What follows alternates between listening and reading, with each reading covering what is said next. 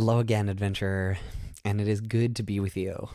I've got a surprise for you, and the surprise is that I'm going to start replacing all the people in your surrounding environment with skeletons. So get ready. I mean, what to Finn is a dream birthday party would, to me, be something of a nightmare scenario. Not to shit on murder mystery parties, they can be quite a delight, but it helps me to at least know what I'm signing up for.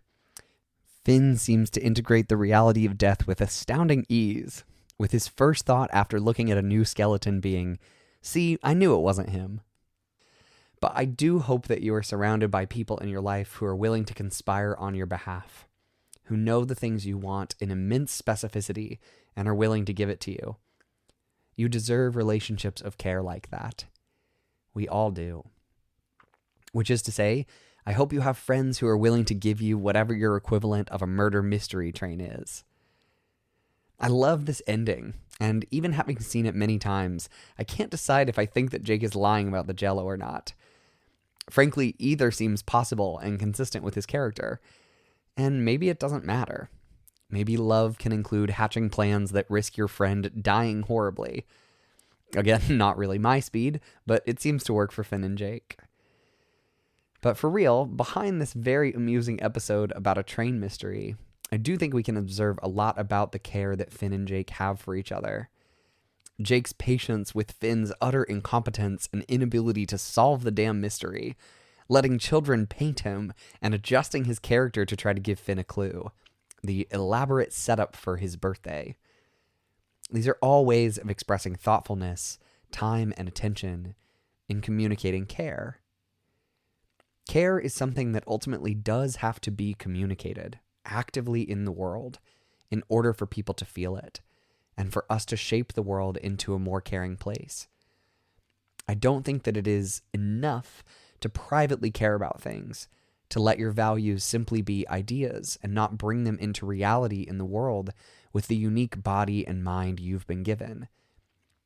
But this is different than shaming ourselves for not being able to do it all, for valuing rest, or for having limits. Practicing care is not about proving or earning your worth. It is about connecting with your own sense of worth, your inherent enoughness, and then abundantly sharing it with others, helping others to realize that they too are worthy of care. If you are attentive to the world around you, and the beautiful friends and people and non-human creatures you encounter in your life, there will always be more things that are worthy of your care than you have the ability to meaningfully care for. And poorly communicating care, overextending yourself, disregarding the care you need, none of these actually create a more caring world. So it's a delicate balance between doing more to make a more caring world and extending care to yourself or receiving it from others, and remembering that you alone do not have the power to change the whole world. And I have observed breakdown in individual people, in relationships, and in community organization when people cannot see that it is not all on them. It is not all about you. And you alone do not hold the vision for a better world, even though you do hold an indispensable part of it. I think that meditation can give us the space to practice this balance. And even though there will be things you care about in the world, things that are worthy of your care, that you will never be able to actualize or act upon, I do believe that it is still worth our time and energy to sit and reflect on what those things are. To grieve the things that are worthy of our care that we simply don't have capacity to attend to. To dream of worlds of radical care where we do all support each other and the planet in ways that are delightful, pleasurable, and sustainable. In the same way that we can be too far ahead or behind with our attention in meditation, we can also find moments in our life where we are caring too much or not caring enough, where we are controlling the actions of others, holding ourselves to unreasonable standards and overcommitting, or where we have resigned ourselves to the way things are, given up on unique dreams that deserve our time, and could better support ourselves and our community by doing a little more. This balance of care is hard as hell, and it's a dynamic balance, like riding a bike. We tend to find that the balance has moved too far in one direction because we hit a limit. We overcorrect and fall and skin our knee. And even when we manage to find the balance, it feels like a back and forth movement, left and right, rather than some perfectly still, unmoving point. I sure as hell don't have this balance worked out. I haven't solved the mystery. It's something I struggle with consistently, especially as the problems of our world constantly change and the list of things worthy of our care seems to grow. But I also think this is an opportunity for us to reflect within ourselves about what we care about and to connect with it more deeply.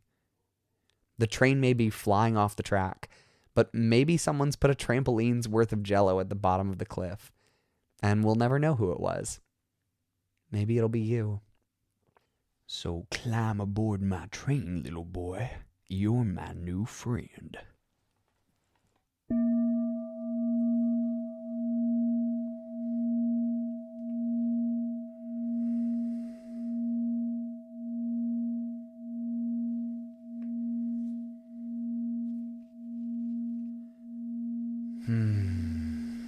So here at the beginning, we open with an intention to be patient with ourselves in the process of settling.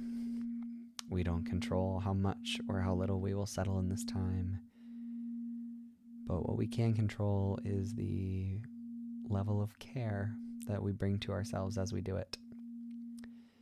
You can make any adjustments to your body, to your posture, heavy exhales, gentle tapping, some light shaking or rocking, or just perfect stillness as you arrive.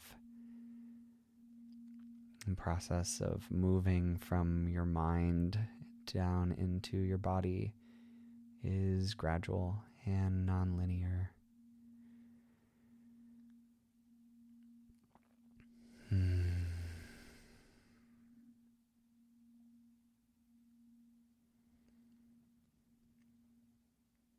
I'd like to invite you to begin the practice, if you haven't already, by finding an anchor point for your focus. We're calling the skill of concentration. Maybe it's the breath at the nose or deep in the belly, if that feels good to work with. Maybe it's sounds in the room. Maybe it's the feeling of your body on the ground, in a chair, feet on the floor.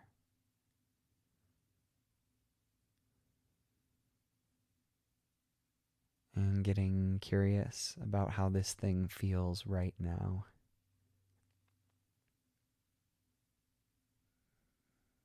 You've maybe felt into this anchor point dozens or hundreds of times. But how does it feel right now? Not the idea of the thing, but the feeling of the thing.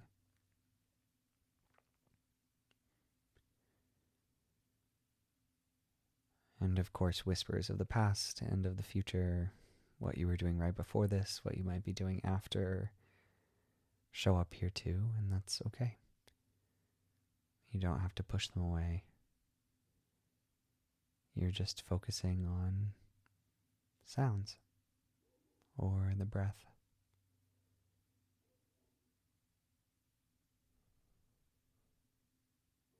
Right now.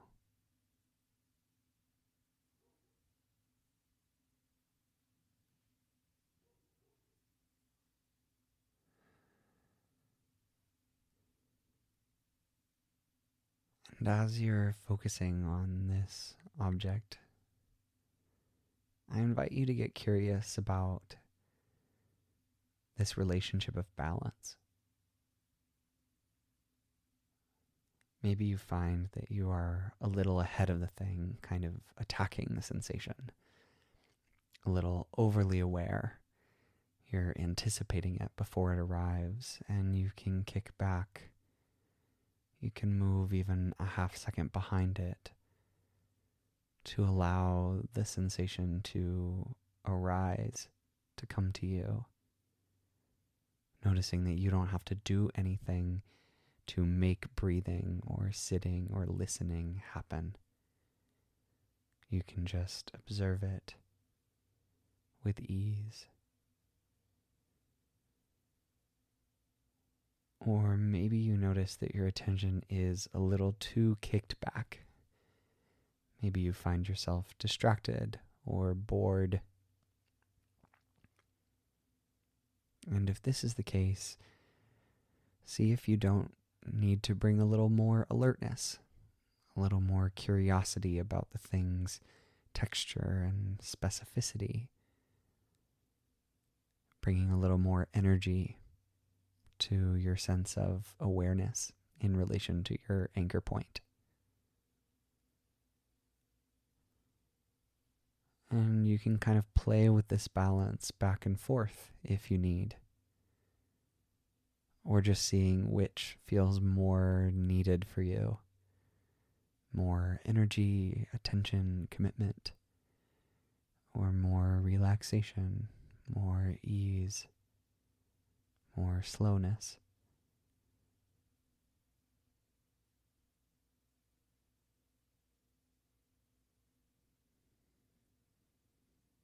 There's no right or wrong here, and it's okay if you don't know.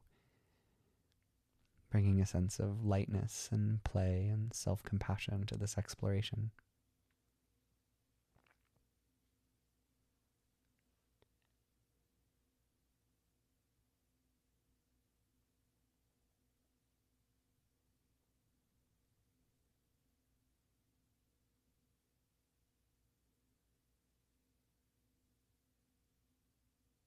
What does mindfulness require of you right now?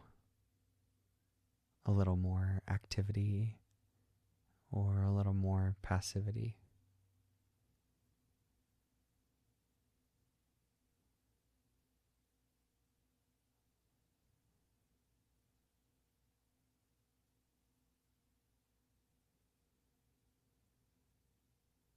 And as always, if this feels good, stay here. This is a really fruitful thing to just get curious about what attention feels like to you right now. But if you would like to follow along for a second movement, one of care, then you can follow along with my words for that. Otherwise, just let them be sound.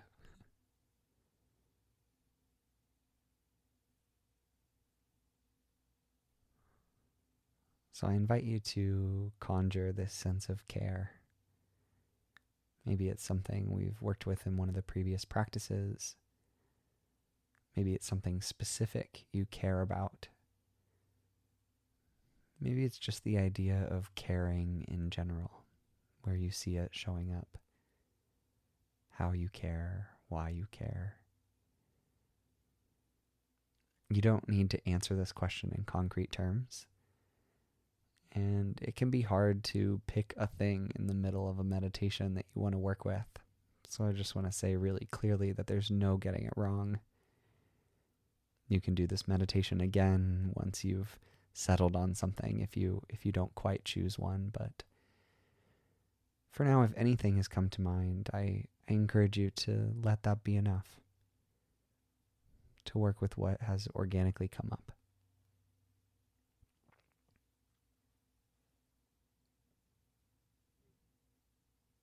And in whatever amorphous or highly specific way this sense of care is appearing for you, I want to invite the same question of curiosity as it relates to balance.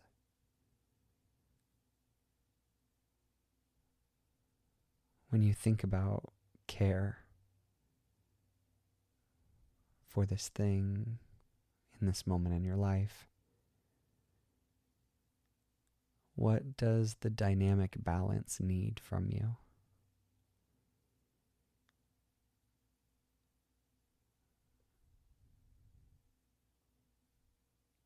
Maybe care is expressing itself as a kind of tight-fistedness, as a real heavy investment in a certain kind of outcome or feeling or relationship. And care means giving space to breathe, giving space to let others make the choices they will make, to take your hands off the reins, to do a little less.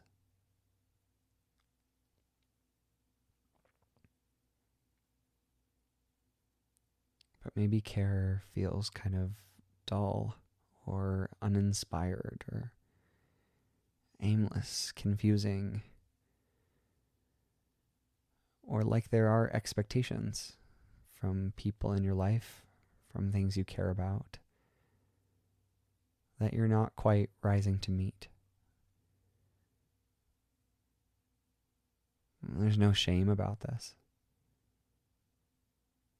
But getting curious about if there's any feeling of mutuality, of some part of yourself that you want to bring, something that you want to do or offer, some care you want to give. This might be specific, a dollar amount to a cause or an action you want to do, but it also really, really may not be. It may just be the felt sense of, I want to give this more. I feel this thing that I care about, and I want to meet it with more time, attention. Even if I have no idea what that looks like, that's okay.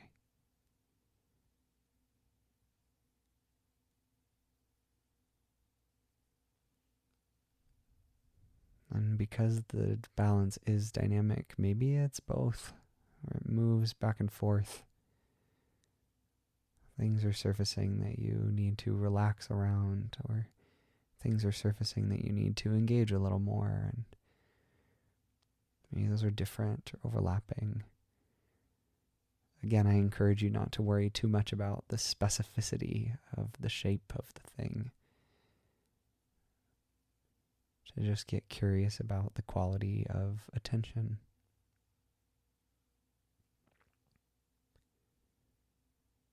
When you think about balancing care in your life, what do you need? What is that balance asking of you right now?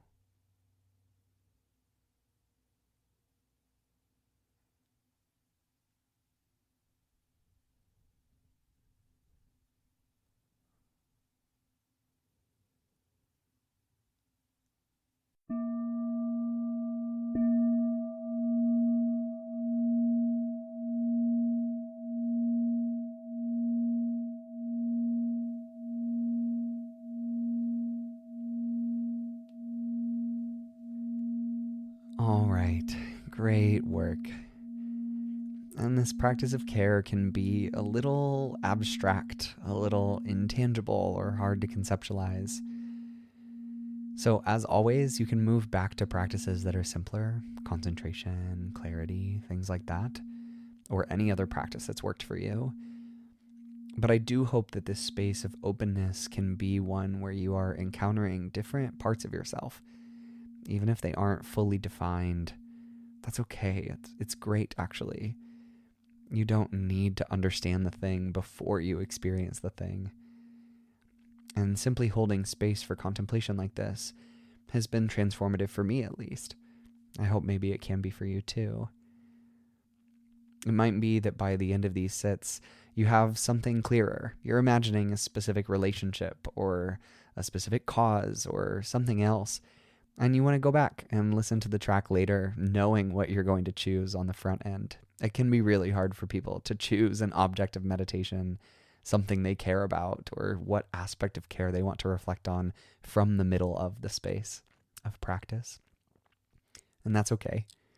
I just want to say that that's normal and you have permission to do with it what you will. But I also want to say that these don't need to be going some perfectly prescribed way. It's okay to get to the end and feel like things are a little messy or confusing.